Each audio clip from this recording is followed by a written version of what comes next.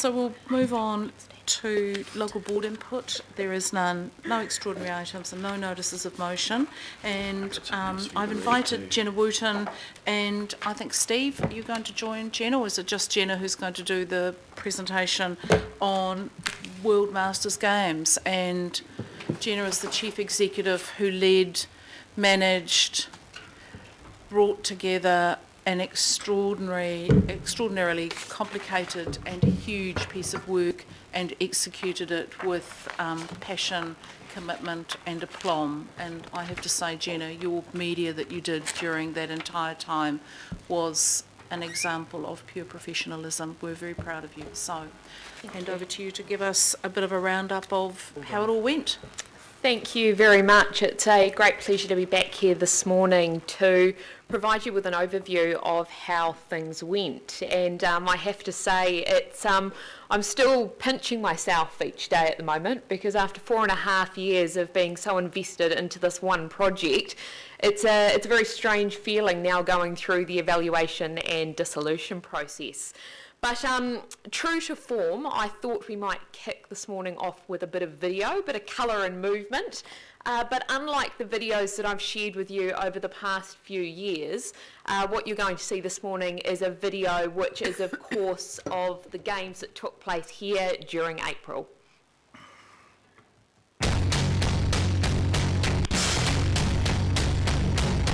Here's your story, let's begin. The world is fine, come on, dive in.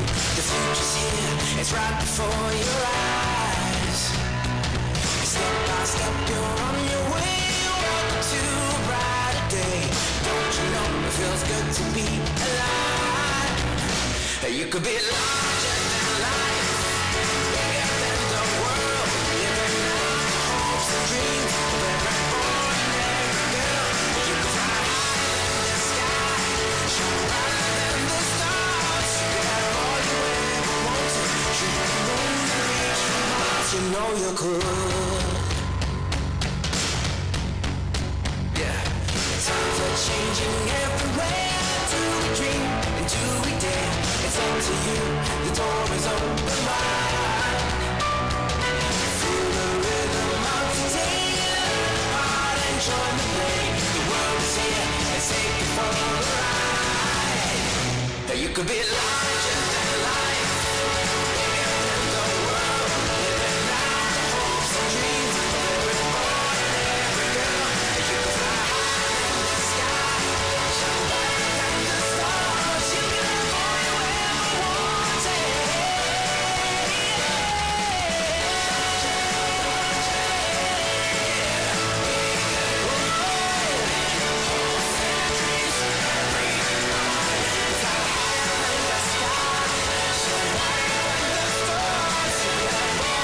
ever wanted. You know you could.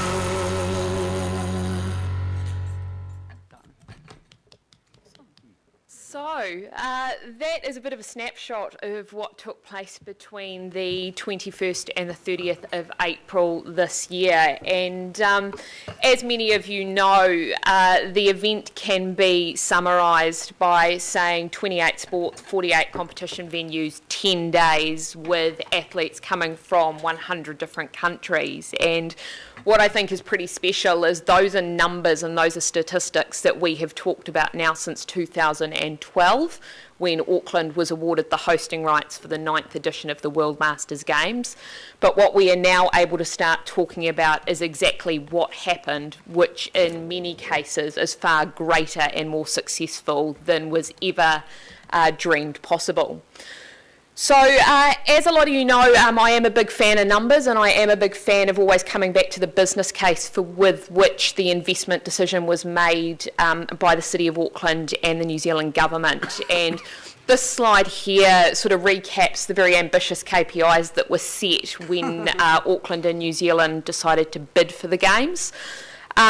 The way I often group them is with both economic and social, and I think it's very easy to focus on the economic because obviously that is the primary return that governments and cities are looking for when investing in major events. But with an event of the scale of the World Masters Games, of course, there were many social outcomes that were also being sought. So we were wanting approximately 50% of the 28,334 projected participants to come from within New Zealand. We were wanting a significant volunteer workforce. We were wanting Aucklanders and New Zealanders to be more healthy and engaged in sport later in life. So I'm just going to leave those with you, and we will come back to them shortly. What I wanted to touch on was the approach that we took over the 4.5-year journey, and it's always interesting when you pick up a project like this. It's very easy to fall in the trap of doing what has been done before. And if you look at the World Masters Games, it's an event that's happened since 1985. It's happened in some impressive cities around the globe. It would have been very easy for us to look at Sydney in 2009 as they were the best games that had taken place across the previous 8 editions. Sydney had a tremendous budget. They had world-class Olympic venues, obviously coming off the back of the Sydney Olympics, and they had a number of Olympic models and templates that they used to deliver their games. What we did back in 2013 when we set off on the journey was we put all of that to one side, and we said, you know what, we have fantastic expertise in the city. We have a fantastic reputation of doing things in an innovative and creative way. Let's start this from a blank sheet of paper. And that is something that has served us very, very well over the 4.5-year journey.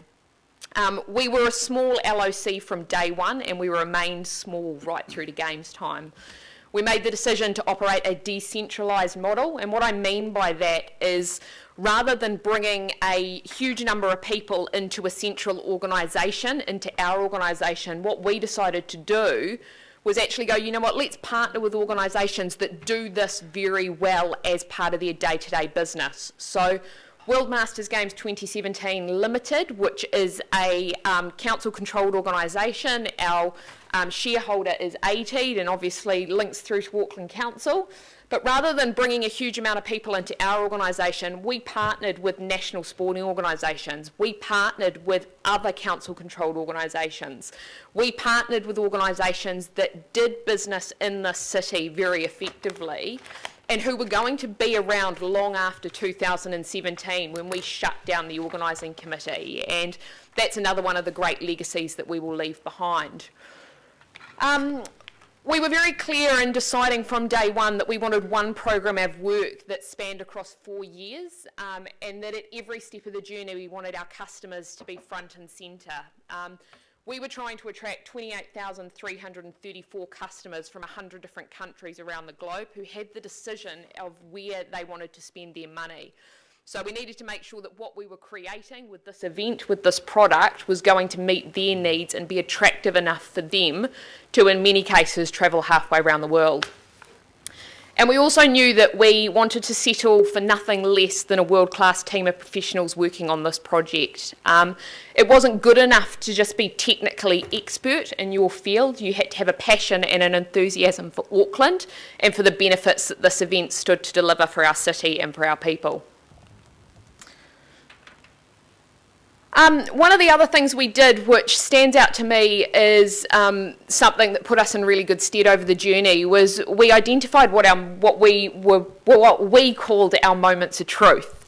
And with a project of this scale, we knew that there could be many areas where we chose to invest our time and our money, but we needed to be quite selective about where the funds were going to go and how we were going to use our time in order to make the best possible games experience for our participants. And this slide gives you an indication of the 9 moments of truth. Now, these were never made available publicly, but they certainly guided us as an organisation and helped to order our thoughts and where we were investing and where we were spending our time. And if you look at what we delivered over the 10-day period, I would hope that each of these areas would be areas that stood out to participants as being world-class, because we knew that they were critical to ensuring a world-class athlete experience. In terms of what we learnt, the first one is obviously a pretty big one, and many of you know that this has been a dream and this has been a vision that has been very bold from day one. We had to have that dream, and we had to have it when no one else did. and we never moved from it. As is often the case with projects like this and major events, there are a lot of critics and there are a lot of people that will try and push you off the path along the journey. We never once wavered from saying that we wanted this to be the best ever World Masters Games. We never compromised on that vision. And for us to be declared the best games ever by the President of the International Masters Games Association on the 30th of April was a pretty special moment for Auckland indeed. Another one of the key learnings for us was around research. So we essentially built a customer proposition. We built a product from a blank sheet of paper, and we didn't do that based on what previous events had done or what had worked or not worked in Auckland previously. We built the product and we built the games based on our research results and what potential customers and current customers were telling us. And as a result of that research, we actually changed a number of the ideas and the number of thoughts that were in the original bid documentation and that were part of our organisation's thinking very early on. But what it showed our customers was that we were responsive, we were agile, and we were interested in creating an experience and a product that would work for them. Another thing we learned was that you've absolutely got to reinvent the wheel. It can be very easy to sit back and look at what's worked in the past and what's been successful in the past and say, you know what, we're going to roll that out again. And I think there was a lot of us that were involved in the World Masters Games that were also involved in the Rugby World Cup. And it would have been really nice to roll out some of the things that we did there and just consider that a nice little tick. But the World Masters Games was a fundamentally different product. It was a fundamentally different audience. And it required innovation and it required a different way of doing things. And I'm incredibly proud that we didn't rest on our laurels and we didn't look at what we did there and just settle for that. We continued to raise the bar and set a new benchmark for how major events are delivered in Auckland. Another thing we learnt along the way is that you've got to stand up for what you believe in, and sometimes that doesn't necessarily make you the most popular kid in town. And one of the greatest challenges we had over the four and a half year journey was working with the accommodation sector. It's an interesting thing, a project like this, where something external to your organisation has the ability to derail what you're doing and impact the KPIs you have so dramatically. And for us, it was one of those levers that the reality was, as much as I liked to think that we could influence the way they were going to do things, we couldn't. And what that meant was that I was literally sitting down begging and pleading with individual operators to price reasonably, to come on board and to help make these games a success. So for us, you know, we knew from our customer that what was happening wasn't working.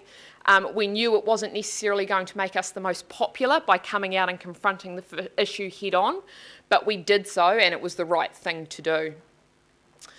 Authenticity, for us, this was about making sure that the games reflected who we were and what Auckland was all about. And what you would have heard me talk about often was that our games was always going to be about three key components: world-class sport, a world-class social program, and a world-class destination.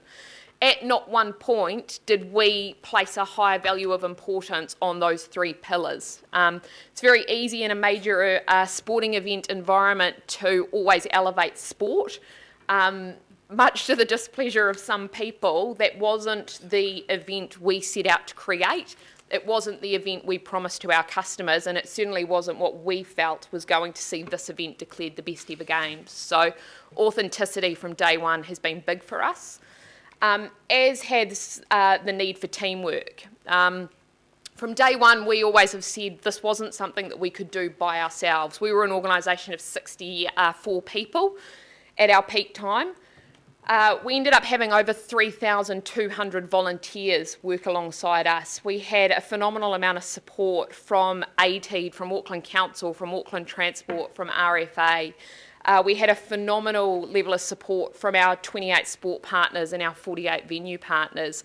This was about bringing together a collection of agencies who shared the vision, who shared the dream, and were willing to work alongside us tirelessly to get the outcome. So, look, I don't want to skirt over KPIs today because I know that's what everyone is particularly interested in, and there's nothing that I am looking forward to more so than announcing the detail that sits behind this.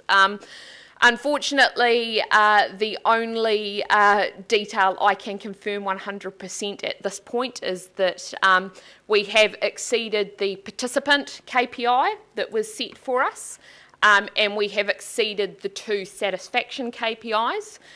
We're about 3 weeks away from being able to confirm the GDP and the visitor night KPIs, but the data that is being crunched is looking very favourable. So what we will be doing as part of our evaluation process is absolutely being fully transparent in terms of how we're reporting against these KPIs. We've been very public with them and how we would measure success from day one, and we will ensure that we can conclude the process in the same fashion. So because I won't be around when this information becomes available to you, I'm sure Steve and the team at ATEED will be bringing the final results back, and hopefully there will be plenty to celebrate. So in terms of what's next, major events have once again, through the World Masters Games, shown that they present an unprecedented opportunity to deliver not just economic benefit, but social benefit. What I think has been shown far more so than ever before is exactly what the Auckland Council family can achieve when it's working together on a project like this. And I really want to acknowledge the support of Auckland Council, of ATEED, of Auckland Transport and RFA specifically for their involvement and their genuine partnership in making this come to life. This was a huge undertaking. This was far more complex than Rugby World Cup. It's far more complex than anything New Zealand has delivered from a major event point of view before. And we are being talked about globally as a world-class major events destination far more so than ever before. So I think it puts us in very good stead with the 28 international sporting federations that were here during Games time. We certainly have a significant number of advocates around the globe now for Destination Auckland and what the city is capable from a major events point of view.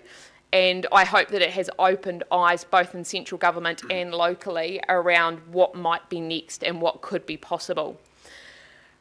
So I'd just like to thank you all for the role that you also played. It's been a real pleasure having the opportunity to come and speak with you all. I know I have called on your support over many times during the 4.5-year journey, and you have shown that support in a variety of different ways. So thank you all for your time. Thank you for allowing me the opportunity to lead the organisation responsible for this project. It's been a great pleasure of mine and will certainly be a highlight of my career. So thank you. Well done. Jenna, thank you. We've got,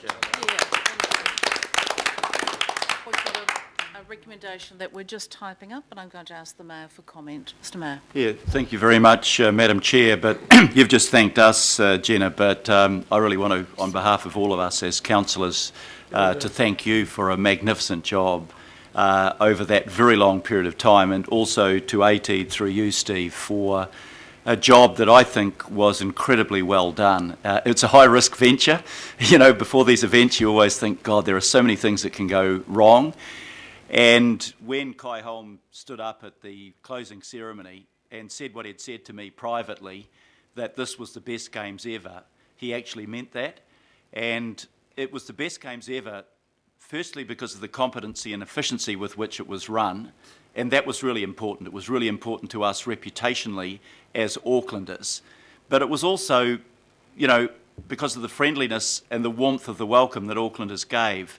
And I saw that right at the start on the opening night, just travelling by train through to Eden Park and just watching how people were engaging with the athletes and the buzz that existed. So I think that you achieved those KPIs admirably in terms of the sporting event, the social event, and Auckland as a destination. And if Auckland in the future did consider applying for a Commonwealth Games, I think the reputation that you established about our ability to organise that really effectively would stand us in good stead. So huge job for you, huge event for the city. I think we really benefited from that. So on behalf of all of us, thank you so much for everything that you did, and thank you ATEED for the big effort that ATEED put in support. Thank you. Thank you. Well said. Mr Mayor, we've just added some words to the recommendation. I wonder if you'd like to move it, and it's personally acknowledging Jenna's role in the leadership of the team and in achieving the extraordinary success of the event. And if you'd like to move that, I think that would be lovely. Be very And happy I'm to move that way, Madam Chair. And I'll second that. We've probably got time for a couple of questions. Oh, lots of questions. Bearing in mind that the information, as Jenna said, on the final confirmation of the economic success of the event will be coming back to us, may well be reported through to finance, I think, would probably be a good thing to report through there. So we've got Councillor Quacks, Councillor Casey, Councillor Simpson, and Lott, and the rest. So, Councillor Quacks. Yeah, thank you, and congratulations, Jenna, on the great job that you and your committee and organisers did on this. And I just want to follow up around the question that the Mayor alluded to, and that's about a possible bid for future Commonwealth Games.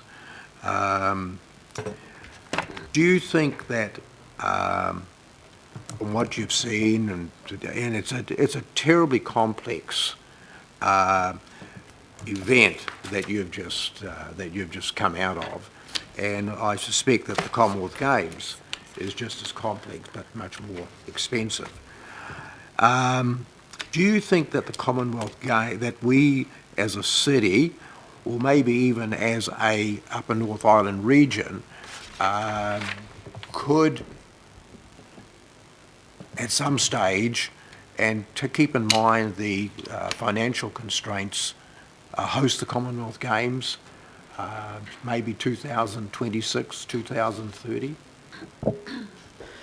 Through the chair, it's a question that I will respond with my view personally, as opposed to the view of anyone else. Yeah. But I have been reported as saying, and I still certainly believe this, that New Zealand should be looking at a bid for a Commonwealth Games, and whether it is feasible and it is something that stacks up as a business case in its own right will only be known once that work is done.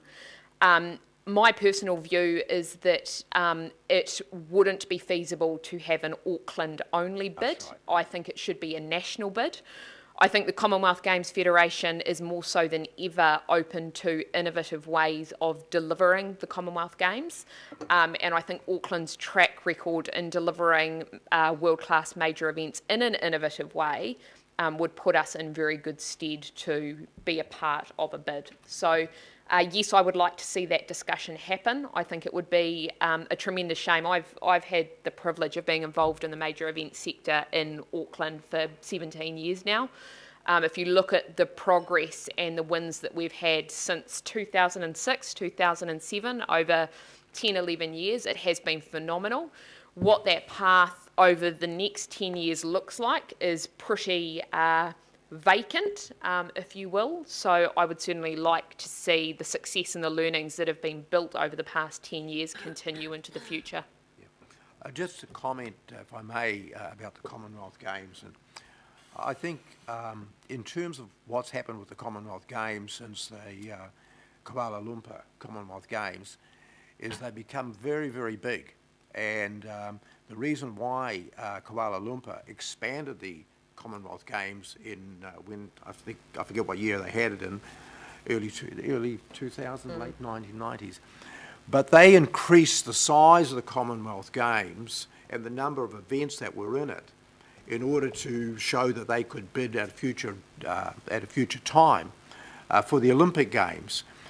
And I think it's really important that if we do look at a bid for the Commonwealth Games, we actually try and pare it down, because it's got to the stage now, and we've seen this now with Durban, that very few cities will ever be able to hold the Commonwealth Games unless they're pared down. And Auckland will absolutely have no chance of holding the Commonwealth Games on its own, especially if they're not pared down to the 10 sports that were originally there for, I think, since the beginning of the Commonwealth Games, to the time of the KL Commonwealth Games. And I think we need to look at what sports are in the Commonwealth Games and what sports are perhaps excluded, to make it more manageable for cities the size of Auckland to be able to host them. Okay.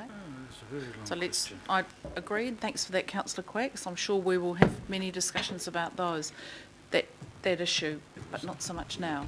Councillor Casey. Thanks, Jenna. I'm also interested in the social targets, and one in particular is the army of volunteers who helped deliver the games, many of whom were Rugby World Cup volunteers also. Can you just say a couple of things, just a quick overview of the volunteer army? Yeah, so I had the immense privilege of working very closely with them. I made the decision quite early on that I would front every orientation session we had for each of our 3,200 volunteers. And it was one of the most inspiring things that I've done over the 4.5-year journey. These people were such a diverse range of people. Yes, many of them Aucklanders, but we had volunteers from elsewhere in New Zealand and also from offshore as well. We have got some phenomenal data. One thing that you can always guarantee with volunteers is they are very good at responding to surveys and providing you with feedback. So we have a rich collection of data that we will be leaving with ATEED around what motivated these people to get involved, what they enjoyed about their experiences, and also the enthusiasm they have for continuing to volunteer. So we asked each of them to give us the ability to remain in contact with them, or ATEED, I should say, to remain in contact with them beyond the games. And a significant proportion of the 3,200 have said they want to continue volunteering and continue being engaged. The Mayor very kindly spoke at a thank you function that we held at the Town Hall for volunteers, and I think he saw firsthand how proud they were to have been a part of this and doing something quite unique for Auckland. Unlike Rugby World Cup, this was an event that had over 28,000 participants that were real people. Yes, there was a small proportion of them that were Olympians and world champions, but the majority of them are people that we could all relate to. And when they saw the scale firsthand of how big the games were and how complex the operation was, they certainly took an immense amount of pride, as they should have, in helping us to make it happen. Good question. Thanks, Councillor Casey. Councillor Denise Lee. Thank you very much. Really echo the congratulations comments on the games. I will never forget sitting at a Mount Eden bar after the opening ceremony with my sister. We enjoyed the ceremony, but then watching the most diverse group of people come in and enjoy a drink together. They, old, young, all sizes and shapes, in different colours and team jackets. It was just a vibrant, wonderful atmosphere, and exactly what I thought it would be. So really, absolute pleasure to be part of that.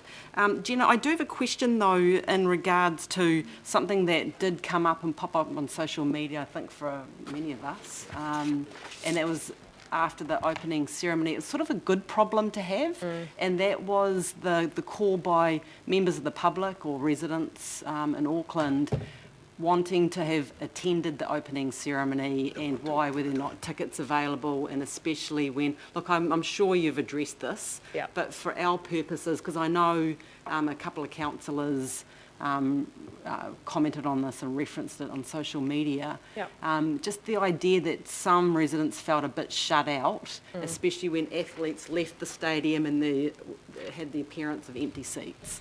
Sure. So there's a couple of things I'd like to just make comment on with that. The first is we had to develop a product, and with that product came a value proposition. One of the significant inclusions within the value proposition of the World Masters Games is attendance at the opening ceremony. So we were quite open in saying there were two ways that you could attend. You could attend as an athlete, and there were packages available for athletes, a gold, a silver and a bronze.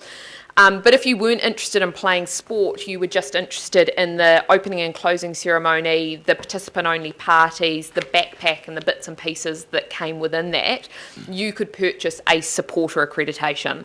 So that was the ticket and the means that people could get access to both the opening ceremony and the closing ceremony. So they were available. The reason why, and I agree, there was a lot of people saying, oh, well, why weren't tickets sold just to the opening ceremony?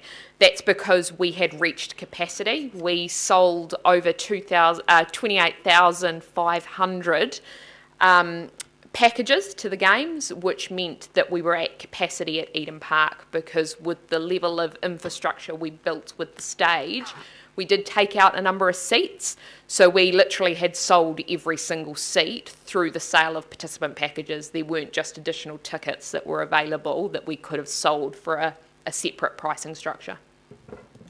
Okay, thanks, Jenna. I've got 2 more people and then we will need to move on. We've got quite a full agenda and a workshop that we were hoping to start at 11:30. That timeframe's slipping away a little bit. Councillor Simpson. Thank you, Madam Chair. Look, I'm interested in the data on the accommodation nights that go with this event, because this has been one of the ones that has, one of the events that has been mooted as, being quite significant around that. You made a comment in your presentation that I just want you to expand upon, that you begged and requested the accommodation sector to work with you. What exactly did you mean by that? Well, we had a KPI that over 50% of our participants would be coming from offshore. So there's a fair assumption there that a significant number of those would require accommodation. And what we started hearing very early on in 2015 was that people were interested in coming. The proposition that we had put out for the games was attractive to them. But what was precluding them from making that step forward was the price of accommodation in Auckland. So we worked on a number of different solutions to that. One was partnering with alternate accommodation providers. So we partnered with Airbnb and MyWay, who were fantastic organisations to work with, incredibly supportive, engaged, and able to offer accommodation options at a reasonable price. We also partnered with pretty much every school boarding house in Auckland to make those available as options. But over and above that, what I was having to do was meet one-on-one with hotel operators in Auckland to explain to them the problems we were having, explain to them the feedback we were getting from customers, and to make them aware that they were quite a critical ingredient for us in making these games successful. We weren't going to achieve the GDP number and the visitor night numbers if there wasn't movement in pricing, because we simply weren't going to get the level of international participants being involved. So it certainly consumed a significant amount of our time as an organising committee. ATEED also provided us with resource through their eyesight network to help us. And what it came down to towards the end, we actually had 3 full-time staff working one-on-one with customers, trying to find accommodation options that were within the price point that people could afford. We were that focused on ensuring that it didn't derail the success of the games, that we got to that level of involvement. If we can pick that discussion up separately as well, Councillor Simpson. And last question, Councillor Clow. Actually, no, it was about the fact that you championed the customer in the accommodation space, and thank you very much for that. Thank you. Right. Thank you, councillors. Good questions. And thank you, Jenna, again. And we look forward to the follow-up from the final number crunching. I think that's going to be certainly something very worthwhile. And Steve, just acknowledging ATEED and the huge commitment to this process. You got a pretty rough ride from us when it was all first mooted and the budgets were looked at. It's amazing how happy we all are out the other end when we finally see the numbers. So well done. So I'll put that recommendation. All those in favour, please say aye. Aye. Against? Carried.